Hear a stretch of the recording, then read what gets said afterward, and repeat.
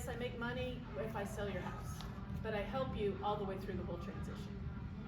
However you're moving, whatever you're doing, I want to be a resource for you. I don't know that that's helping me, as it's coming through here. Oh, okay.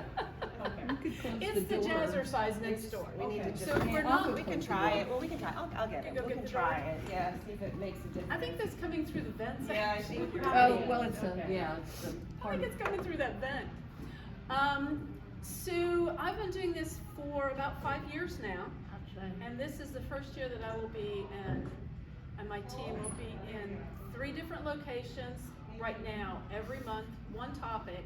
So if you miss it in one location, you can hit it either at Ann Gordon or the Cary Senior Center at this time. So we did that. I'm trying to do that so that you have more opportunities. Like, it's not always the best day to come here on Wednesday afternoon.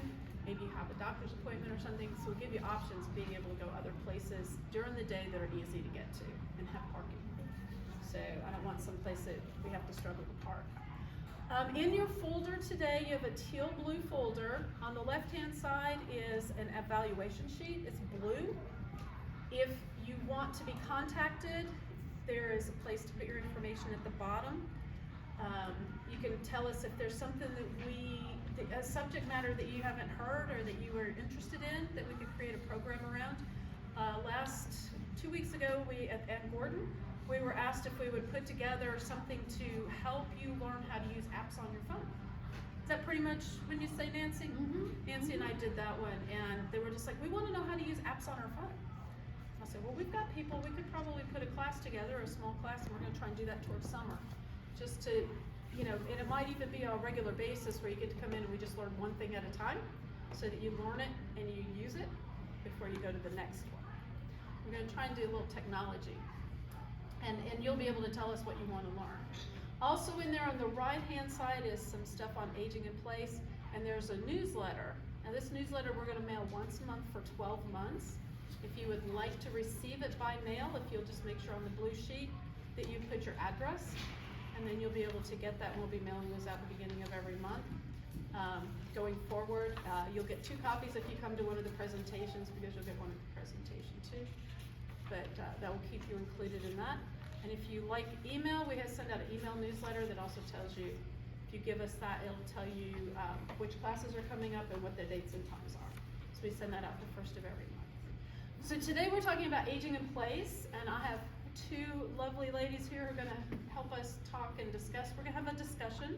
Would like you to, if you have questions as we go, raise your hand, and we're going to try and do that. I may repeat them for our New York audience here that we're videotaping for, because they still haven't moved yet. And so we'll try and discuss those as we go. Julie, I'm going to let you start. Okay. Tell us a little bit about yourself. My name is Julie Marshall, and I am a sales consultant with iWatch Security. We do residential and commercial security systems, as well as all of the smart home devices, cameras, all kinds of things. But there's so much today that is able to be incorporated into being able to manage your home, but not only that, but being able to see what's happening, potentially someone who isn't in your home, but is one of your loved ones, that they can see what's going on in your home. So that's one of the things that we're going to talk about today, is kind of combining having a security system with a smart hub, where basically, you have the ability to see what's going on without seeing it through a camera, but basically through like a smart app. So I'm glad you mentioned that. Anyway, I'm grateful to be here. Thank you. All right, Nancy. Well, I'm glad to see you're all here. Thank you for coming. My name is Nancy Rufner. I'm a board certified patient advocate, and I own an agency called Navigate NC. And we are patient advocates and navigators, if you will. We help people whether they are living at home or contemplating a move. Most of the time we start with something that's going on medically, a new diagnosis or a situation. And we're working with your physicians on that, accompanying you to medical appointments, or today I'm talking to a lot of discharge planners and a doctor I'm waiting to hear from. relative to somebody's care right now. That goes on to touch on the legal. Have you got your legal ducks in a row? Also insurance, got the right insurance. Maybe don't understand what your insurance covers, we help with that. Financial, the caregiving pocketbook, how are we gonna pay for what is before us? And then the support, what do you need? What kind of team do you need to build? And so patient advocacy is, you can call it care management on steroids. Thank you. So today we're talking about aging in place, and what does aging in place mean? And it is the ability to be able to stay in your home for as long as possible, with as much support that you need as you go. I heard a statistic yesterday from from my reverse lender, who said that 6% of the older adults go to an independent living or assisted living or memory care. So the other 94% stay in their homes or in a home of some sort until the day they pass. So aging in place is going to be something, as baby boomers especially start getting up there. And there's 79 million people who are aging in place, or 94% of them. That's a large population that needs housing that is going to accommodate their needs as their needs change. So we would talk about aging in place and what makes your home safe. How do you bring a group of people? How do you build your team of support, and how you stay safely in your house? So in this, usually when I did this, I've done this one a couple of times before, we talk about how do you make your home safe. On the right hand side of your folder, there are some things from AARP that talk about lever handles on your doors, because then the round ones, as you get arthritis, and I've got it in my hand now, it's harder to grab it. Yeah, they're back in here. Yeah, they're behind us. You can hit them with your elbow and open a door, so it makes it a lot easier, or the palm of your hand, you can flat hit them. Not having little drawer pulls on your cabinets, putting in bars and stuff so that you have more capacity to be able to grab them. Being aware of where your rugs are. Big trip hazard. And we are all one trip hazard away from not being able to live in our homes. You fall, you break a hip, you fall and break 2 hips, you end up in a wheelchair, you can't move around, you can't get to the bathroom, then you end up having to be somewhere else. So little things like that, lighting and stuff. But today I really wanted to start talking about home safety. How can you, as you age, make your home safe to stay in? And if there's a fall, so the typical thing is a little button. Most of those buttons end up in one of 2 places, either next to your favorite chair or next to on your nightstand next to your bed. Well, when you fall, are you falling on your bed? Are you falling in your chair? No, you're falling in the bathroom or in the kitchen, and you have no way to contact anybody. How do you get up, and you're on the floor, how do you go from there? So we've talked about previously at other things, we've talked about Alexa, but we're lucky enough to have Julie here today. So tell us a little bit about some of the things that a security system and things like that you guys have come across and that you can offer. Sure, and I'm glad you mentioned the fall, we call it a fall pendant. I'm glad you mentioned that, because it is a great device if you wear it. Unfortunately, as Frida mentioned, a lot of people won't wear it, but there is a device also that's like a watch that has a panic button on it. And sometimes people are used to wearing a watch, so it's a little bit more convenient. But and some people say, I'm not ready for the wellness stuff, and I will touch on kind of the wellness things that we have. But in terms of a security system, especially everything with the Smart app now, is that number one, you're going to be more secure in your home with having a system that you can arm and disarm to keep intruders out. As we get older, we're more vulnerable to people breaking in, especially if they've been watching our homes. In addition to that, you've got the ability to manage it from your smartphone if you're not home. So if you like to travel and you forget, that, we didn't lock the door, we have, the ability to lock doors through the app and everything. And my favorite thing about it is that you can give your family members access to the app. And so they can get alerts of inactivity, not necessarily activity. So let's say, for example, they know that you go to bingo every Wednesday, and on this particular Wednesday, your front door didn't open. Well, then they're gonna know, and this is not, they're not viewing anything through a camera, they're able to access all of this on an app. I mentioned earlier, we do cameras, but that is more for convenience of family members. It's not something that we monitor. You know, a lot of times people don't want cameras in their home because they feel like there's an invasion there, and we don't have any access to that. But a family member, for example, with our well cam, let's say that they haven't been able to get in touch with you on their phone, they can actually speak to you through the well cam. So there's a lot, and there's so many things that I could go into. But another thing is that let's say that there's smoke in your home, and your family member can be alerted to that. But not only that, if you have your smoke detector tied in with one of our smart thermostats, it will shut the thermostat off so that it's not pumping oxygen to the smoke or a potential fire. And so there's a lot of advantages of having what we call a smart hub in your home. And then we do have like a chair pad and a bed pad that can be basically used to alert, you know, if you've been in the bed or in the chair for too long. A motion sensor that's used to basically keep an intruder out, or to catch an intruder if they're in. But if there hasn't been anybody that's passed by that motion sensor in a particular period of time, you can get, you know, the family member can be alerted. So there's lots of advantages other than just keeping people out of your home. And the reason for that is if you fall and you're on the floor and it's used to you doing, because it memorizes, right, activities. Mm-hmm. It memorizes your activities.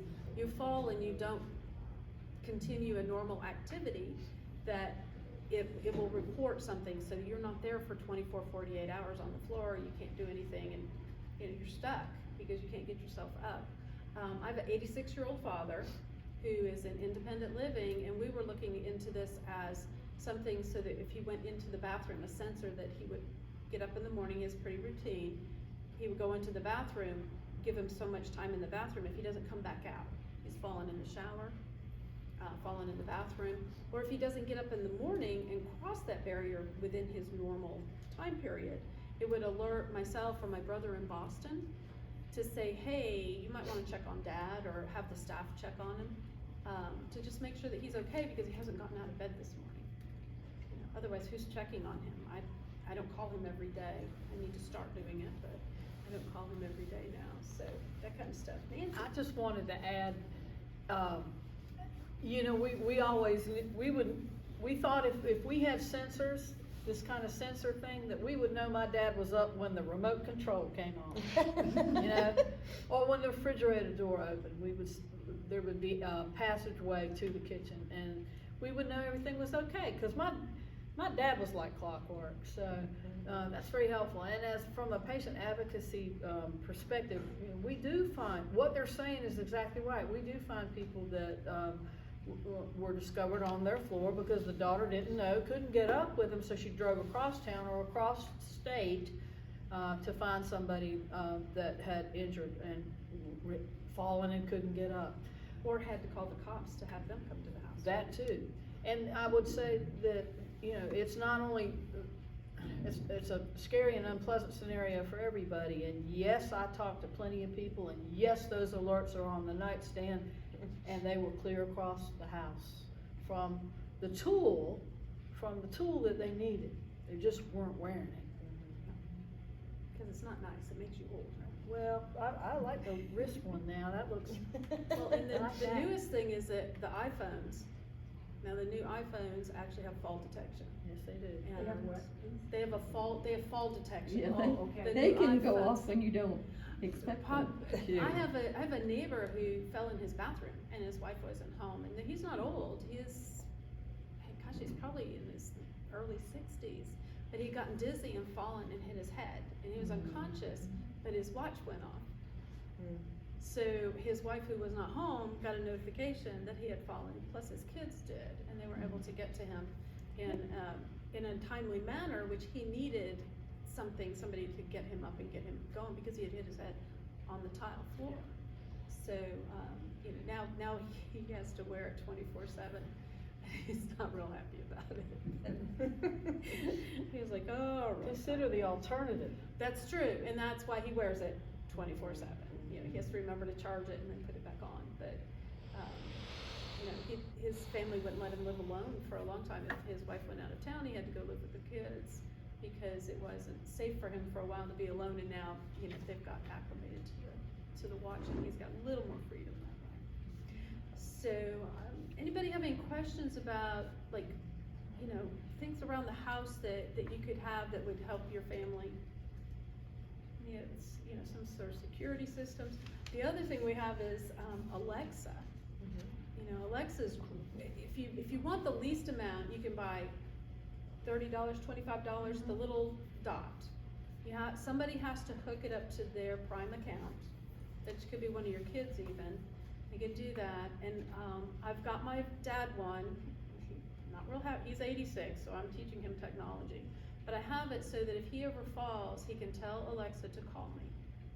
Now I'm on his phone, and it's connected to his phone, so he can call me, he can call my brother, he can call the front desk, and she will dial it, and she will connect over the speaker within his apartment. And he could fall in the bathroom, and she will hear him. You have to be kind of careful because she does listen all through your house. Yeah. Sometimes she'll tell you weird things that you don't know you were asking just because you said her name. But I have a male voice, so I call it Alex unless I actually need to talk to her. so that I don't accidentally, and then my friends come over and they love to mess with her. And so they'll tell her all kinds of things. But it's great safety, and I have it all through my house in case, because I live alone. If I were to fall, trip over the dog, which I did last year 3 times, and I fell onto my my LVP floor is concrete. So if I fall and I hurt myself, I can have somebody call and get me, you know, help. Neighbor, kid, something. And I'm glad you said that too, because they have it now where you can integrate your commands into the security system too, where you can tell Alexa, you know, Alexa lock the front door, Alexa turn the security So it hooks system up to on. it. Yeah. I tell her to turn the lights on and off. Or unlock the door because the EMS is on the way. Yes. There you yes. go. Although the EMS will tell you, if we need to get in, ma'am, we're coming in. They gotta figure it out. They'll get in. They'll come through that door. But you know, if they could holler at you, I could just tell them the code. Yep. So the electronic keypads on the front door are very handy. I don't have to carry a key, so now I can hit my keypad and remember, which I like, because I've lived in North Carolina for 31 years. I've never carried a key to my house in 31 years because I go in through the garage. So if the power goes out, I can't get in, and then I laugh. I said, well, if I let the dog out in the morning, I can guarantee you the back door's unlocked because I forget to lock it. So, any questions about that? Any thoughts? Well, one question for me, a little off, is that I have sold my home, so I won't be aging in my home, so Okay. I'll be looking for a home to age in place. I won't be part of that 6%, so I'm just thinking about some of the things, how to adapt some of the things that you're saying. I actually went to an active adult, I've been to several actually, but I spent the night, and they aren't as set up as you might think with, No, they are not. the lighting wasn't great, the handles were not, the elevator wasn't slow like I thought it should be when it's time. Lots of things that I Yeah. thought were not The, appropriate. can you hear her? Can you hear her? Okay, she said that, It's just a mask and everything. yeah. It's very- So when you're talking, if you want to pull your mouse down so Oh, you can okay, hear, I but got that's it. fine. But basically what she's saying is that if you've sold your house, you're looking for a place to age in place. Right. Whatever that might be. And she's finding that the contractors have not caught up with the needs, which I find very frustrating. The more and more I know about this, and I've learned about it, the more frustrated I get. Builders do not, they'll tell you, this active adult, it's for 55 plus. As active adult, I said, yeah, and we're all one fall away from not being an active adult anymore. Right. You break a hip, you have a knee replacement, you can't do 5 steps. And how do you have a Del Webb community with 7 steps to the front door with no handrail? And you have to have the HOA approve the handrail. I was like, but you're 55 plus. Oh, but we're active adults. I was like, well, I'm not running up no 7 steps right now, and I'm not even at 50 some. I was not steady even comfortable. So it's, you know, why have we not caught up with it? And it's because they're not seeing the need, because I work with the builders, and they're just not seeing the need to spend the extra money to make the doors 3 foot wide and do that. Now, when you're looking, are you looking at buying or independent living communities? Independent living Yeah. communities. Independent Yeah. living communities who put a bathtub in the bathroom, in the master bathroom, or don't have 3 foot wide doors, or have little galley kitchens and you can't get your walker down. And they're starting to catch up, the newer ones, but the older buildings are definitely not there. And it's frustrating. It's very frustrating. I think I like this conversation because it shows, as we're starting to think about our own homes or ones that we might move into, what do we look for? And a couple have been mentioned, space. If I were to be in a wheelchair tonight, could I go into my kitchen and pivot my wheelchair? Could I get into my bathroom? Could I transfer from a wheelchair over to a commode? Could I do that? Or can I make it so that I can do that? Or does that need to be part of my search process? So what you guys are bringing up is good. Taking a look at our own homes, I always challenge people to think for a minute, your home is supposed to be your tool. Your tool is supposed to serve you. You're not supposed to serve it. We need to get our tools so that they work for us. And having conversations like this is absolutely how you do it. And analyzing, so I do a lot of, go into the home and analyze a home to see if we can adjust it. Are there any ways of making it so that you can age in place? And if you can't, then what are your options? At what point is there a trigger point that you need to do something else? And it's a long-term plan. I had a client 2 years ago, they wanted to have a downstairs master.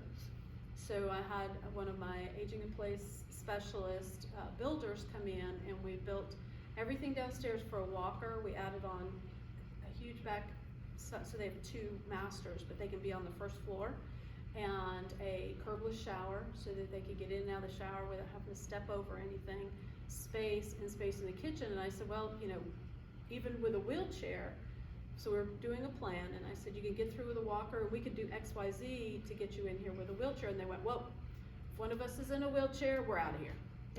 I said, so the wheelchair is the trigger point. Up until the wheelchair, they can stay in the home.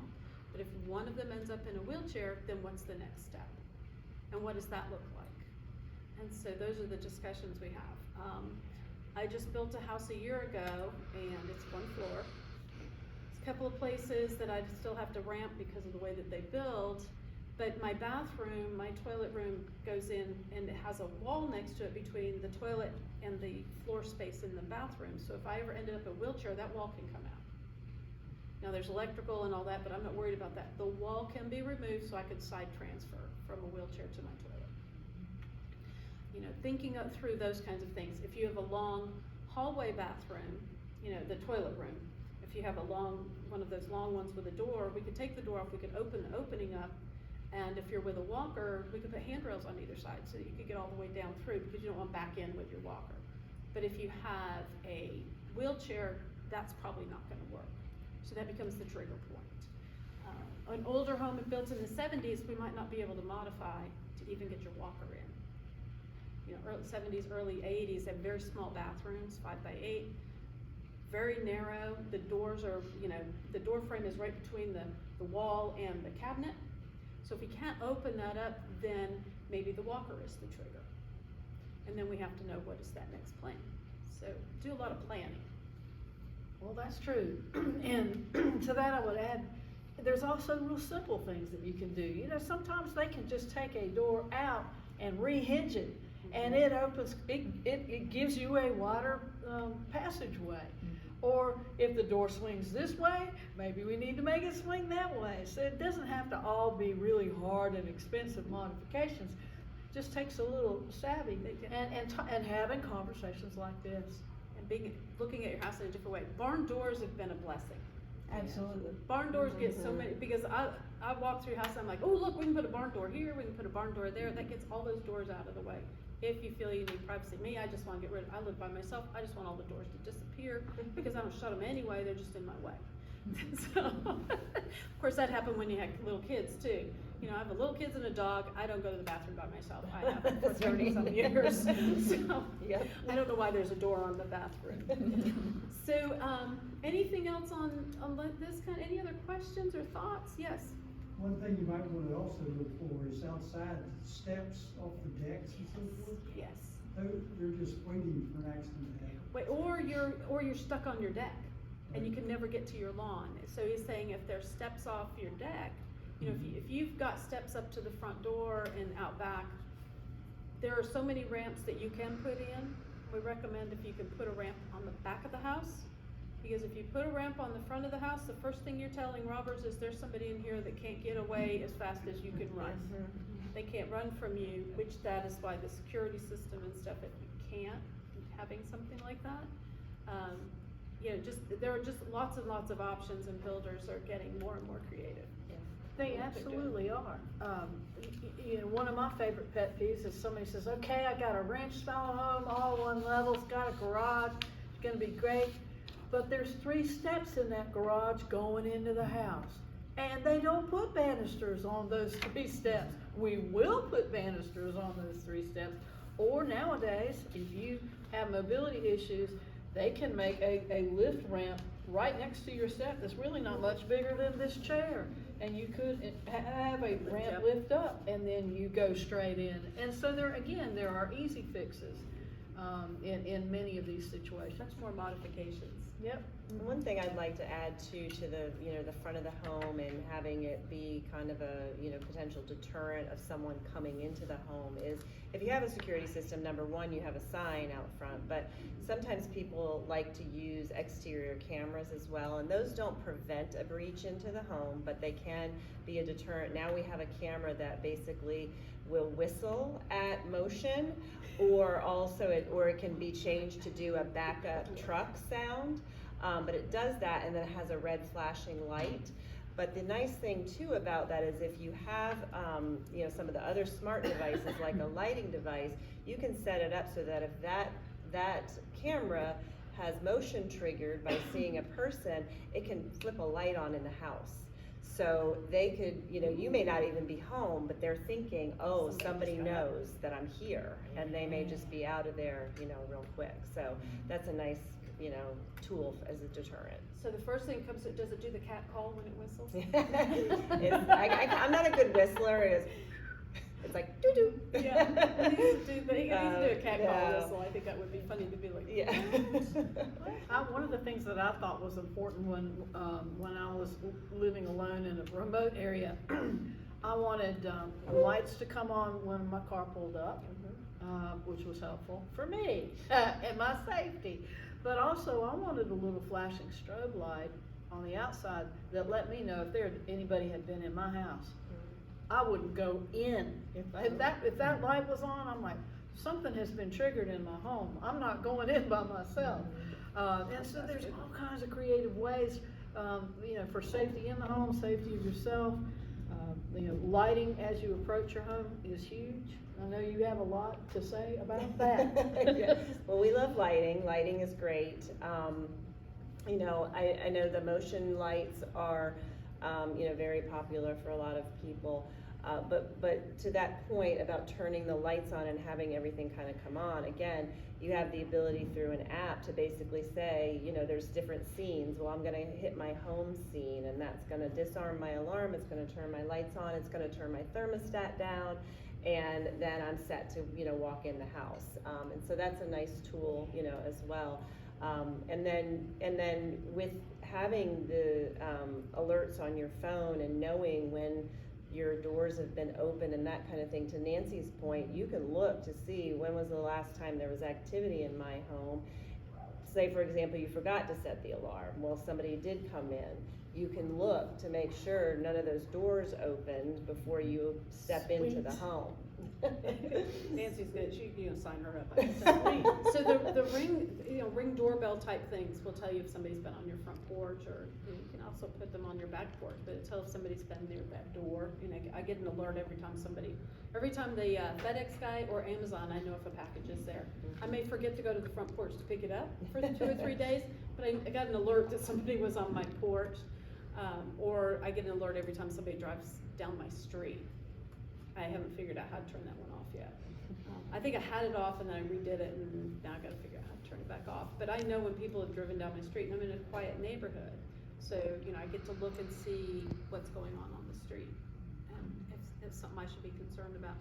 Having lights turn on when you get into your house at night is important. Like, you don't wanna get out of your car and then not be able to see to get up to your front door and things. So those motion lights, I think, I need to get some installed now that you're talking about it. Thinking, oh yeah, it's dark in my house. I have a street light, but it's still dark around my doors, to make sure I have lighting.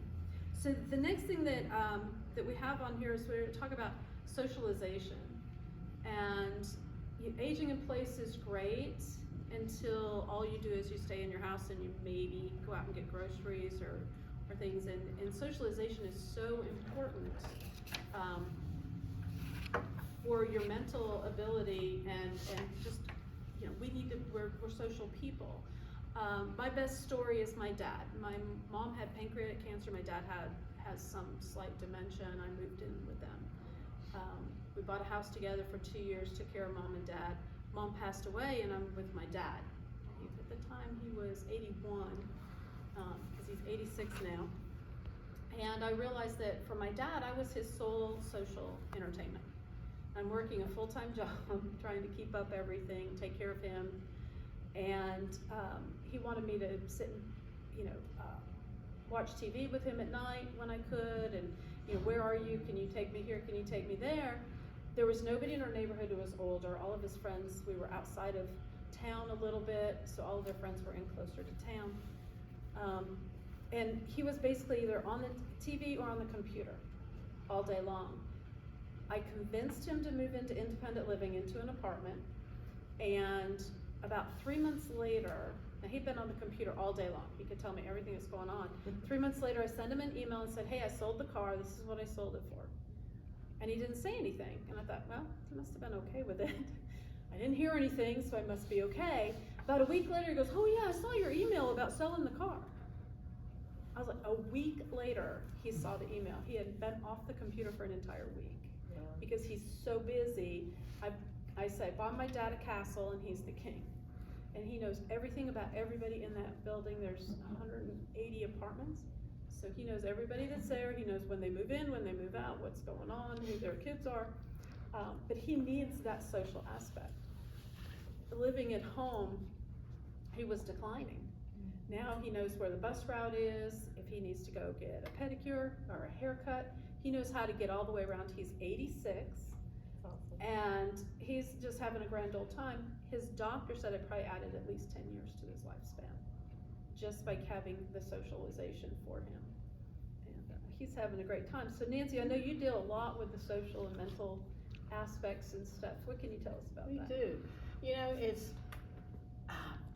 when we're aging, our groups, our worlds tend to get a little smaller. It does become easier to stay inside. And here we've had a pandemic placed upon us, telling us to stay inside and to stay away from people.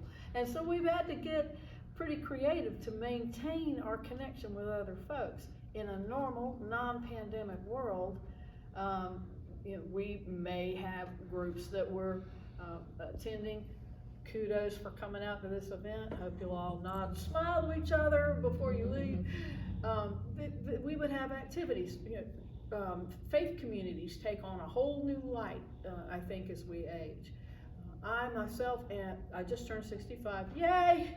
Yay! Finally made it. And I'm contemplating, where am I going to be? What kind of place am I going to live in? What do I need to look for?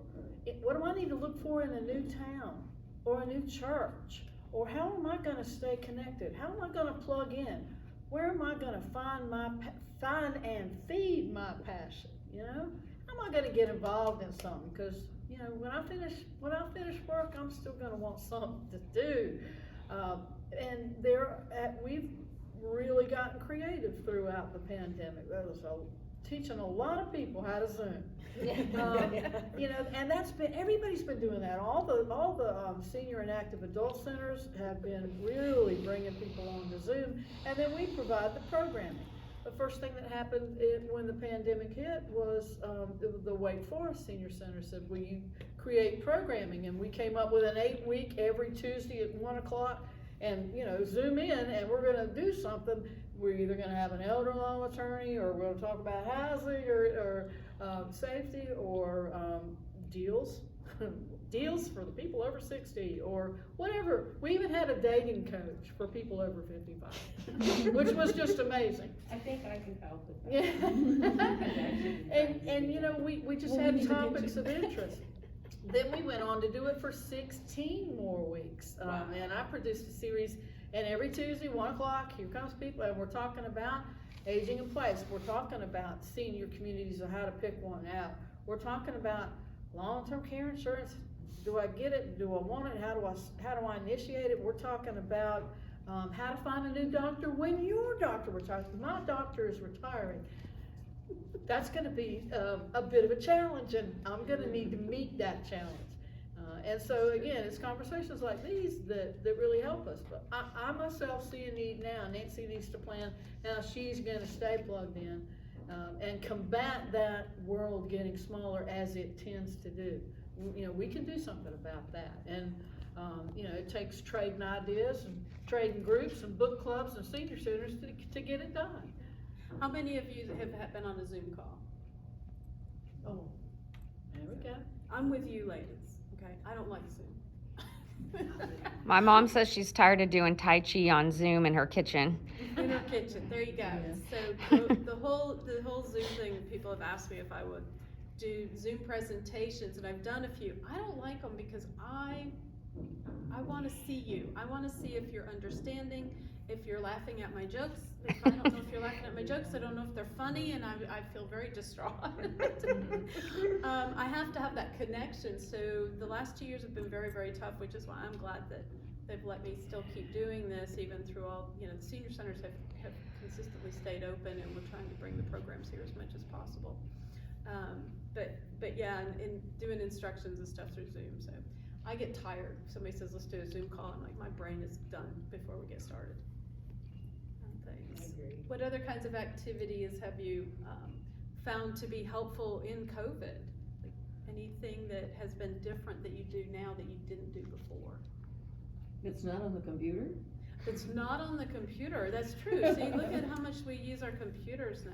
What about the phone? I'm not into these, but a lot of people are into the phone games. Anybody get into any of those? Oh, you mean like little animated games? Words with Words with friends, or Friends. yeah, or Scrabble what's, online. I don't What's the even new one, know what Wordle they or are. something? There's a Yeah, new one there's- that keeps popping up on my Facebook for my baby brother. And I'm like, I don't know what all these yellow dots are on here. And somebody said, that's the new thing. I was like, nope, not happening. I don't even get on Facebook. What do you do? I've been with Ollie, which Yeah. is the NC State, runs the program, and I guess Duke does as well. Mm-hmm. And they've continued to run classes. A lot of them are on Zoom. Mhm. But we're now starting to have some in the McKimmon Center, Yeah, back okay. in the McKimmon Center. And that's always a stimulant, very life enriching, because there's so many subjects. Those are great programs. Yeah. That's the That's free, the retirement age, is it free? It's OLIE, right? OLL, Osher Lifelong Learning Institute. There you go. Right. And NC State has one, Duke has one, yeah. Wilmington and UNC Ag. I'll be there on the 17th teaching about solo aging. Yeah. Great program. I need to go to that. Churches have become really creative using Zoom. Using and Zoom. so forth. So I have a question, because my kids and I, we haven't gone back to church because of Zoom and not having that interaction. And when I say my kids are 38 years old with my granddaughters. So how do you like that? Like, do you feel It's connected? better than nothing. Okay, I'll give you that. Yeah. She doesn't like it. Yes, I can tell, so you're as disconnected as I feel. I feel very disconnected. You know, in some of, More than before, yeah.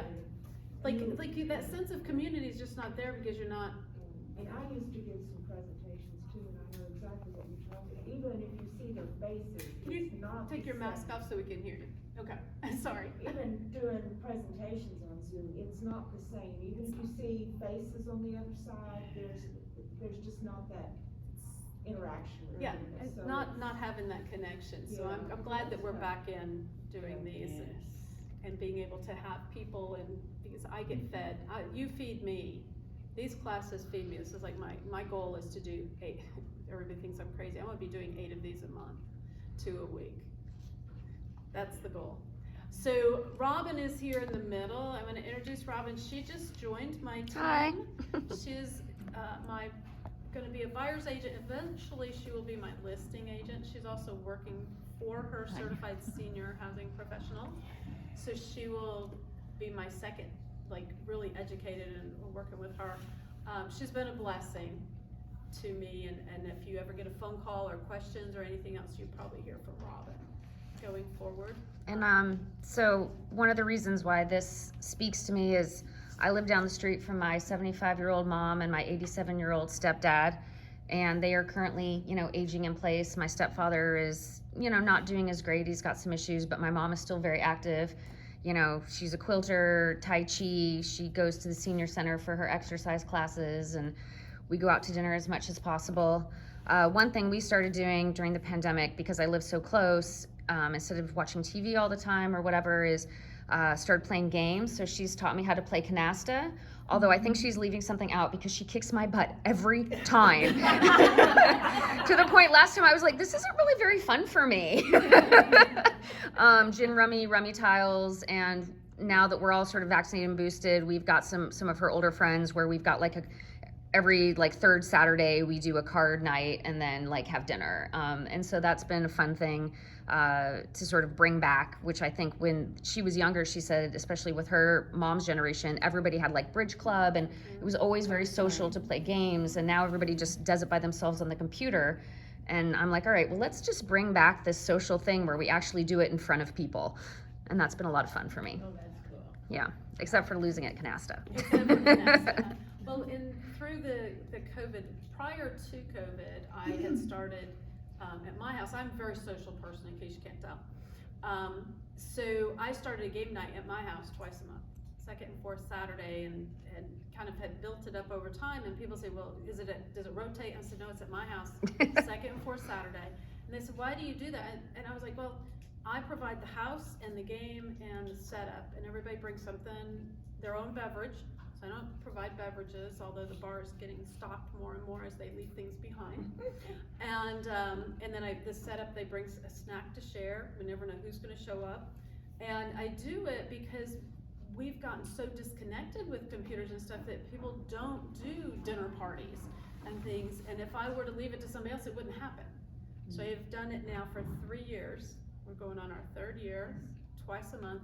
The only time that we canceled, we had to cancel when the air conditioning went out and it was 92 degrees in my house and no one wanted to come see me. I don't understand, I was there, but it was hot. And they were like, yeah, no, we'll wait till you get the air conditioning fixed. So what kind of games? Well, Board- what's not really board funny? games like Monopoly. Well, Risk. I had a table built, I have a new house, I have a table built it's 8 foot long, it seats 14 people. So my maximum game night is 14 people. We've had 12 to 13 in there at sometimes. Mm-hmm. Depending on how many, we play all kinds of things, but you know what the favorite game is? Uno. Now, we have a couple of rules. We don't speak politics because we all have different opinions, so it's not allowed or you have to leave. And we don't keep score.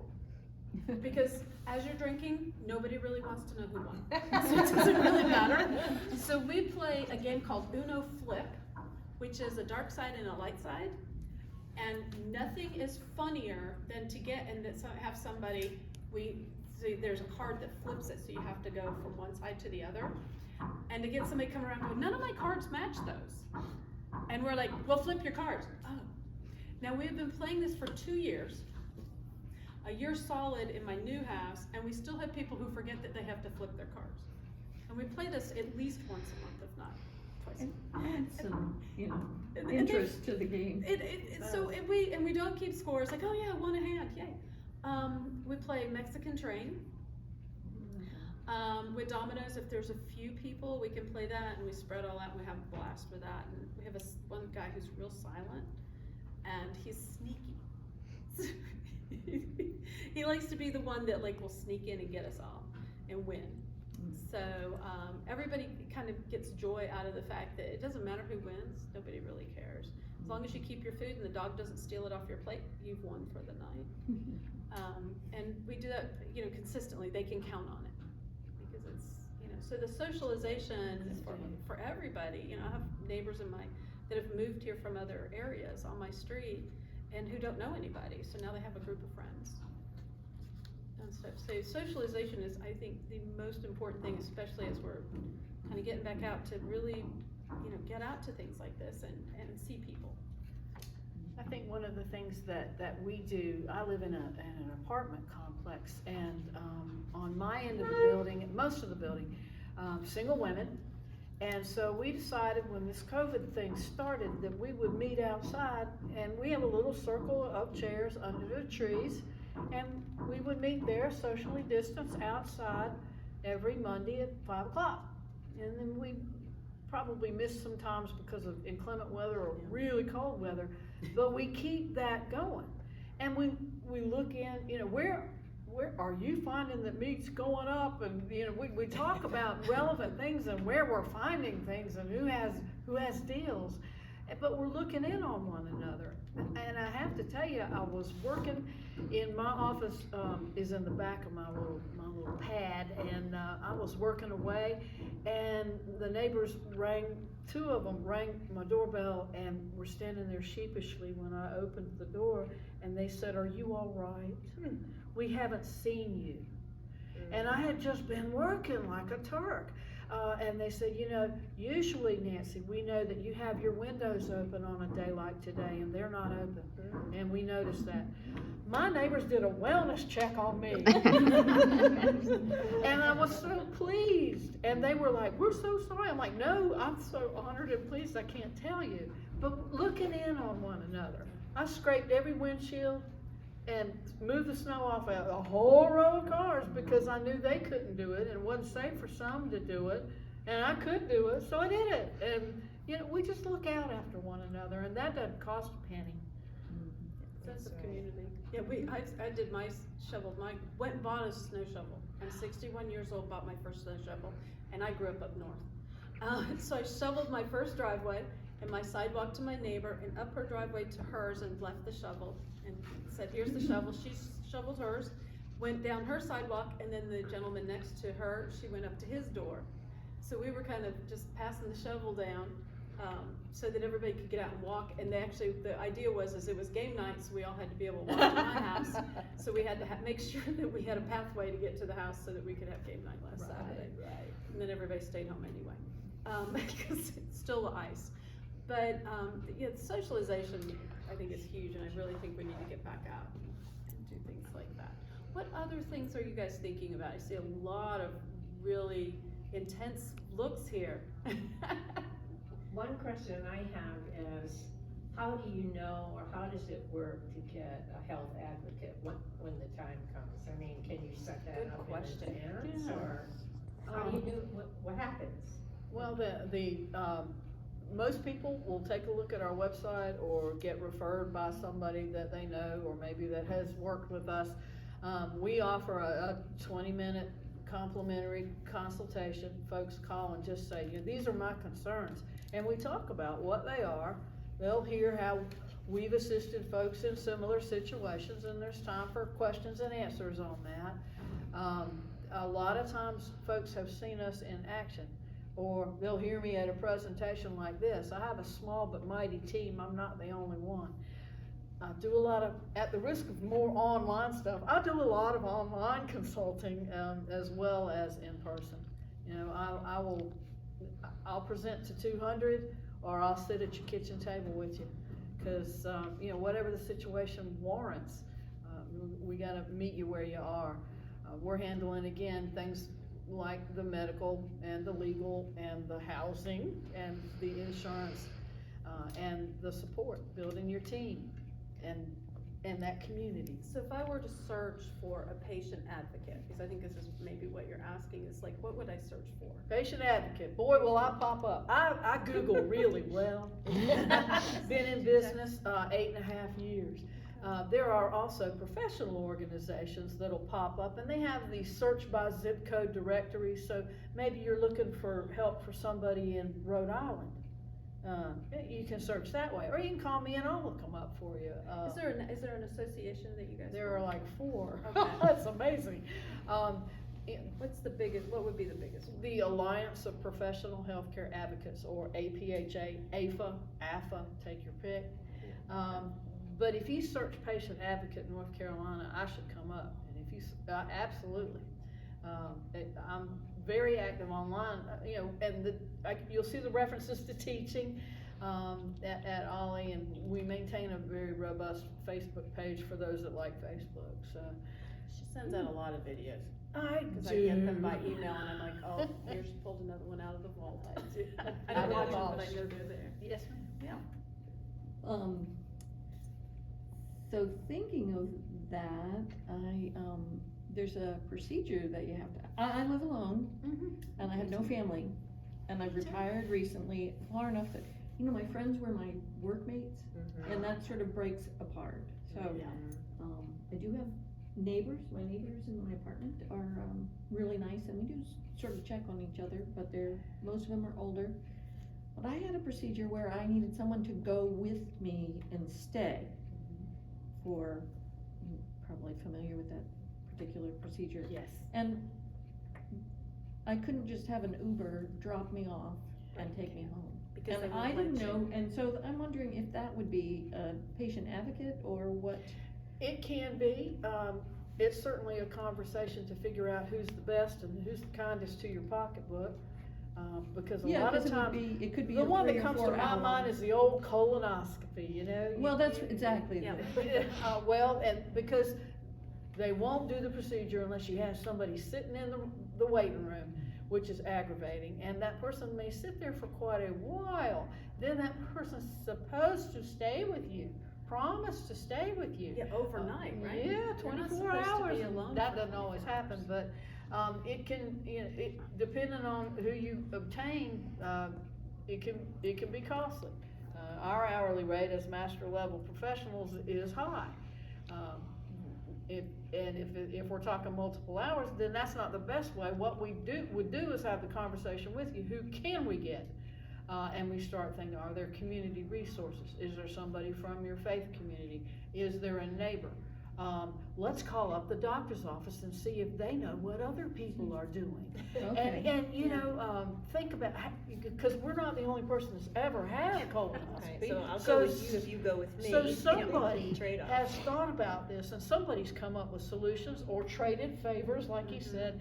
I'm sounding like a broken record today, but it's conversations like these that make it all happen. But that's the service that we would pay for if we called you, to help But us you might be able to research go through something. volunteer caregivers. Yeah, there there's might be. all kinds of I basics. looked, I didn't find anything. Didn't find anything. You could call me, I'll come with you. Yeah, well, I mean, You think call I'm us kidding, up, but I'm we'll not. help you think.